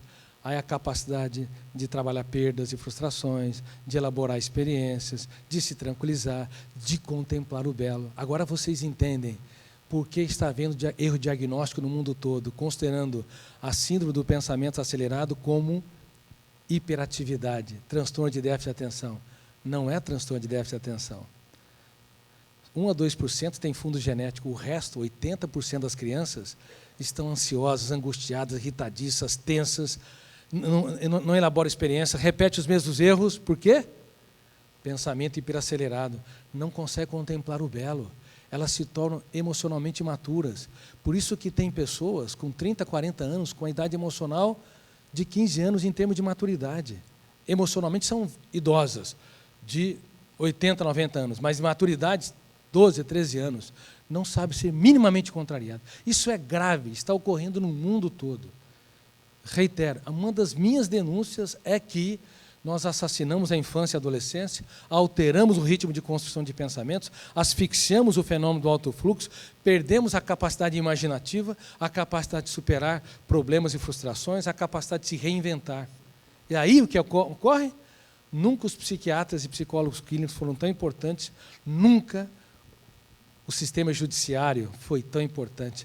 Nós temos mais de 100 milhões de processos para 20 mil juízes. É quase que inumano. É como enxugar gelo. Processo e mais processo numa sociedade que não sabe resolver seus conflitos pacificamente, minimamente. Um dos meus amigos, o Dr. Aires Brito, Carlos Aires Brito, nós ficamos até de escrever um livro sobre resolução ou solução passiva de conflito. E quem sabe, Jaime, um dia nós podemos, de alguma forma, levar as pessoas a se desarmarem. Nós não interferimos, mas levamos as pessoas a vencerem um pouco o circuito fechado da memória para que elas possam perceber que o outro não é meu inimigo, ainda que tenha me ferido, e que há possibilidade de trabalhar as frustrações. É o trabalho da mediação.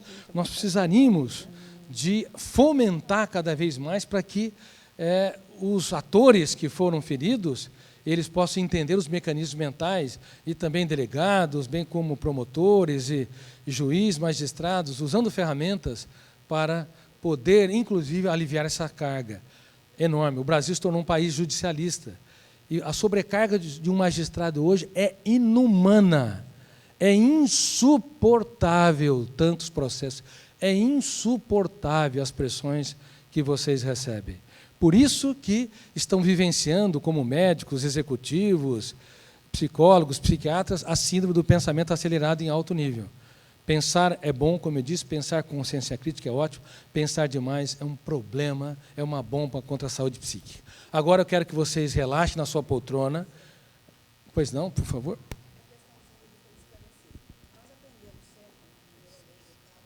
Por favor. Nós aprendemos sempre a separação do consciente, subconsciente e inconsciente. Esse processo da aceleração do pensamento estaria criando uma ebulição, uma comunicação indevida, entre aspas, desses 3 compartimentos do cérebro? Por favor, parabeniza, aplauda, parabéns. Há uma comunicação completamente deficiente. Se lê tantas janelas da memória que estão no inconsciente, que traduz para o consciente, como se nós estivéssemos numa situação de risco e perigo, tal qual um índio diante de uma fera, entendeu? Ou um africano diante de um leão. cria mecanismos de estados de alerta contínuo. Nós fabricamos inimigos que não existem, que estão na nossa mente, levando essa leitura, hiperaceleração de pensamentos, alertando o cérebro como se a nossa mente estivesse em estado de perigo. Há uma série de mecanismos hormonais, levando a taquicardia, aumento da pressão sanguínea, aumento da ventilação pulmonar, déficit de memória, fadiga excessiva. Tá? Esse trânsito é muito perigoso. Agora vamos testar, então, ver como está a síndrome do pensamento acelerado. Relaxem de novo. Relaxem de novo. Eu vou pedir que vocês sorriem, porque, de novo, o caso é de chorar. Queridos amigos, por favor, quem acorda cansado, levante as mãos. Acorda cansado, levante as mãos. Quem acorda cansado? Quem tem dores de cabeça ou dores musculares? Quem tem dificuldade de conviver com pessoas lentas? Não é que elas são lentas, é que vocês... são acelerados demais. Ô, Jaime, nada estressa tanto uma pessoa acelerada do que uma pessoa lenta. E nada estressa tanto uma pessoa lenta do que uma pessoa acelerada. E o problema é que todos que estão acelerados não conseguem ter paciência com quem não pega rápido, quem não faz as coisas rápido. Então, quer que o seu ritmo frenético atinja o seu parceiro, parceira, filhos, colegas e assim por diante. Gente, por favor, cada ser humano é um veículo mental. Não quero que um avião, uma aeronave, não quero que a sua aeronave, um trator, siga o mesmo ritmo. Até porque um trator tem as suas particularidades. Sulca a terra, pode semear. Cada ser humano tem suas qualidades e devemos explorá-la dentro dos seus limites e dessas qualidades. Assim a vida fica mais fácil. Mas os currículos escolares não são assim. Os currículos escolares colocam todo no mesmo funil. Aí tem sempre meia dúzia de crianças, hoje é mais, devido à síndrome do pensamento acelerado, que não se adapta ao currículo, que tem um comichão na carteira, que conversa paralelamente, claro, a mente é um vulcãozinho, síndrome do pensamento acelerado. E aí muitos médicos confundindo com um transtorno de déficit de atenção, dando Ritalina e outras drogas no mundo todo. Sendo que as indicações para a síndrome do pensamento acelerado são outras. E eu vou falar com vocês aqui, serve para vocês e também para as crianças. Bom, mais uma pergunta. Quem faz o velório antes do tempo ou sofre por antecipação? Levante bem as mãos. Quase todos. Quem tem déficit de memória ou esquecimento? Levante as mãos. Quem não levantou as mãos é porque esqueceu de levantá-la. Você esqueceu de levantá-la. Hein, doutora? Por que mais de 90% das pessoas estão com déficit de memória? Claro, claro. O cérebro está com índice GEI, gasto de energia emocional. Baixo ou alto? Alto. Esgotamento cerebral aviltante. Aí ele não suporta. Não tem jeito, eu tenho que desligar. Eu tenho que desligar esse magistrado. Eu tenho que desligar essa educadora, esse médico. Ele é ótimo para a sociedade, mas não cuida de si. É uma máquina de pensar. Aí nós esquecemos onde colocamos a chave do carro. Alguns colocam dentro da geladeira. Quem já esqueceu onde estacionou o carro? Que levante as mãos. Muita gente, Nos shoppings, então, Deus acuda. Aí, o pior ainda, deu um branco, esqueceu o nome dos colegas de trabalho, que trabalham durante anos. Aí alguns dão um jeitinho brasileiro, esperto. Qual o seu nome todo, hein? Para saber o primeiro nome. Para esse esquecimento corriqueiro, por favor, isso não é mal de Alzheimer, isso não é deterioração do cérebro, é proteção do cérebro. Aliás, os neurologistas precisam avançar na compreensão desse déficit de memória corriqueiro. A não ser que há déficit de organização do raciocínio, que é diferente do déficit de memória, déficit de lembrança.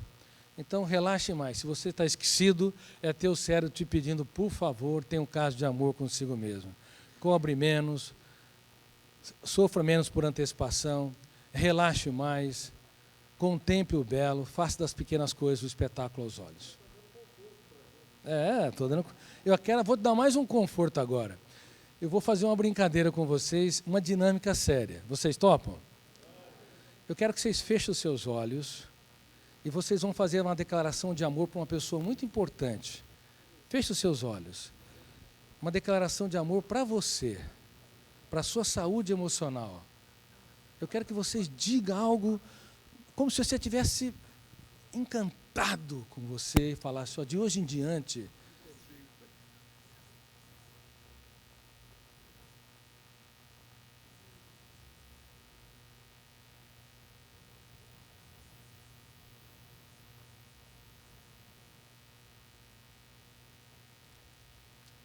Ok? Alguém pode falar uma dessas declarações, uma delas, dessas declarações?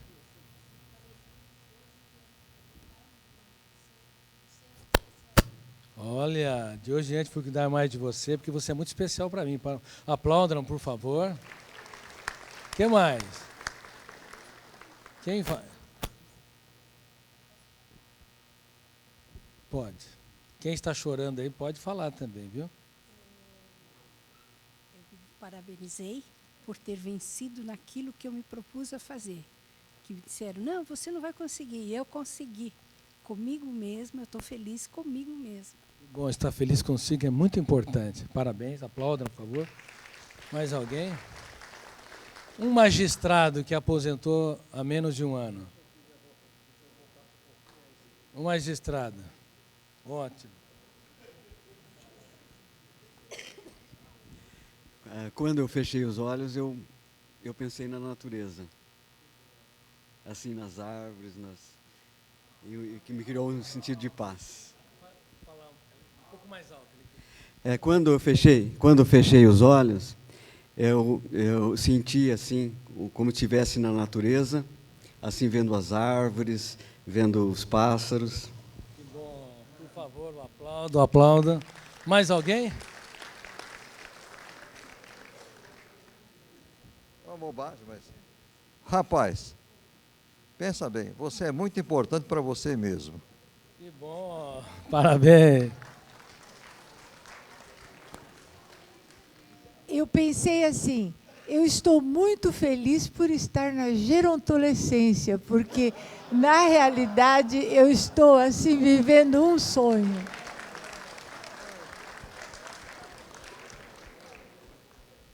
Mais alguém, por favor? Que bom, vocês estão me surpreendendo, hein? Eu sou muito lenta. O meu marido está aposentado há muitos anos. E eu sou muito lenta. E ele é muito rápido, sempre foi. Então, quanto mais rápido ele é, mais lento eu fico. Então, a gente está almoçando, ele acaba de almoçar e sai da mesa. Então, eu falo assim, a minha empregada fala, você não vai almoçar junto? Eu falo, não, eu prefiro almoçar sozinha. Então, eu falo para ela, essa altura, filha e filho não estão juntos. Eu falo assim, parece que ele não quer ficar, ele quer se ver livre de mim. Porque ele chega do escritório, deita no sofá, fica no sábado ou no domingo, então não fica comigo. Né? Então eu falo, eu não quero ficar junto, né? E não gosta que fique falando com ele. E eu sou uma pessoa muito falante. Uma pessoa muito falante. Então, quando eu pego uma pessoa, eu falo, você está com tempo? Está com ouvido? Eu estou. Então, aí eu fico conversando. Eu queria saber por que eu fico falando. A resposta eu já sei. Por que eu fico falando cada vez mais lento, ele falando rápido? Ele já não fala. Aplaudam ela, por favor. Bom, eu vou dar uma dica importante. Por favor, se vocês estão juntos até hoje, porque vocês tiveram muito sucesso no seu casamento. Isso é digno de aplausos também. Quantos anos? 50 anos. O senhor foi magistrado por quanto tempo? 40. Não é ele não? Não. Cadê? Não é Léo, desculpa.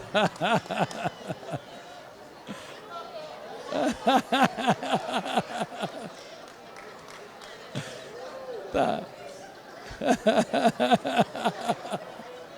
Por favor, vou aplaudir-los. Parabéns. Desculpe meu erro. Mas número 1, casado há 50 anos.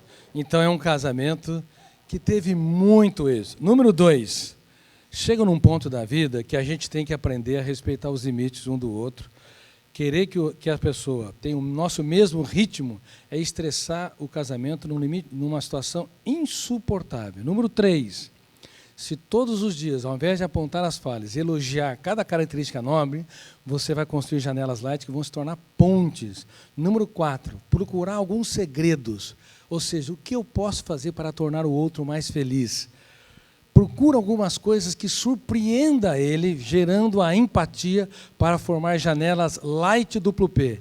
Porque é muito fácil nós nos entrincheirarmos no nosso mundo, apontarmos a falha do nosso parceiro ou da nossa parceira, sem perceber que talvez a maior responsabilidade não é o que o outro pode fazer por mim, mas o que eu posso fazer pelo outro. Se eu faço isso, no mínimo eu me respeito.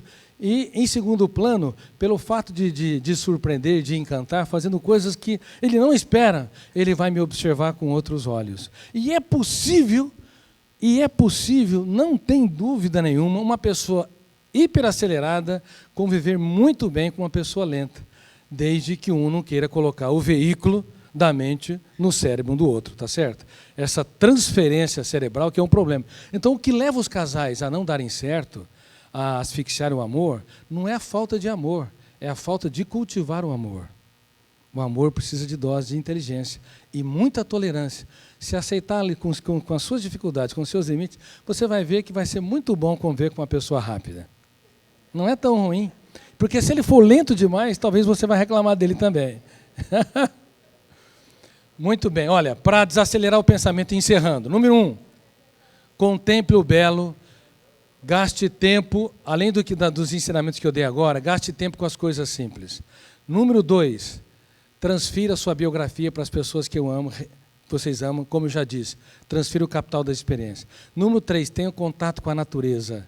Quem tem contato com a natureza pode ter a chance de viver 10 anos a mais. Se pensar nos políticos de Brasília, vive 10 anos a menos. Então, é a melhor coisa vocês contemplarem o belo, estreitando o contato com a natureza. Não sei que número eu estou. Que número eu estou? Número 3, finais de semana. 4. Número 4, finais de semana são sagrados. Sagrados. Não usem celular, ou se usar, use de maneira comedida. E cuidado, celular antes de dormir bloqueia a melatonina, que é a molécula importantíssima para o relógio biológico. Precisa aumentar a melatonina à noite, antes de dormirmos. De madrugada ela tem um pico alto, mas se nós usamos muito o celular, o comprimento de onda azul da tela pode bloquear os níveis de melatonina. Quem está acordando no meio da noite aqui e não está conseguindo dormir mais? Pessoas maravilhosas, sabe, Jaime? Nós podemos brigar com o mundo, mas se brigar com a cama nós perdemos, porque ela é o motor da vida. E é impressionante que crianças e adolescentes estão assim. Se vocês, e falando agora sobre a sua profissão, se vocês que são interessados, são pessoas cultas, interiorizadas, são das ciências humanas, estão assim, imagine o resto da sociedade, tem que internar quase todos num hotel fazenda por alguns meses por ano, entendeu? Então, por favor, estreite o contato com a natureza, finais de semana, não sejam heróis usando o celular direto, 1 hora ou 2 horas antes de dormir, não acesse o celular também. E cuidado, nós estamos pedindo que as pessoas gerenciem melhor sua situação financeira. O estresse financeiro hoje é tão importante, ele pode ser tão importante e dramático como o pior conflito na infância. Porque leva uma hiperaceleração de pensamentos, uma preocupação enorme, um sofrimento por antecipação atroz. E, por fim, todos os dias, lutem pelos seus sonhos. Porque uma vida sem sonhos é um céu sem estrelas, é uma mente sem criatividade, é uma manhã sem orvalhos. E, em destaque, quero fazer uma homenagem para as mulheres, que representam, na minha opinião, a parte mais inteligente e altruísta da sociedade. Obrigado por vocês existirem. Mas, tome cuidado com o cartão de crédito. E nunca se esqueça que beleza está nos olhos de quem vê. Beleza não pode ser vendida, comprada ou comparada. Há cerca de 70 milhões de pessoas sofrendo de anorexia, bulimia e vigorexia. Corpo magérrimo, esquálido, no caso de anorexia principalmente, porque são escravas da síndrome PIB. Não vai dar tempo de falar, padrão tirânico de beleza. Beleza está nos olhos de quem vê. Todos os dias vocês têm de olhar nos olhos do seu parceiro e dizer: eu sou bonita, inteligente, maravilhosa, e você faz um grande negócio de viver comigo. Vamos fazer.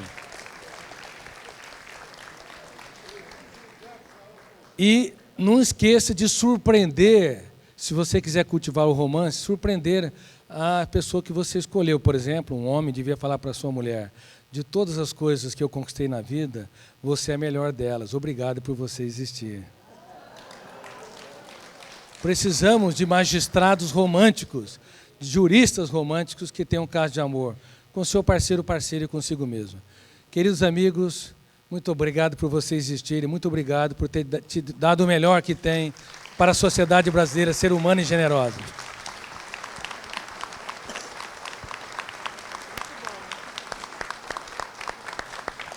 Muito obrigado.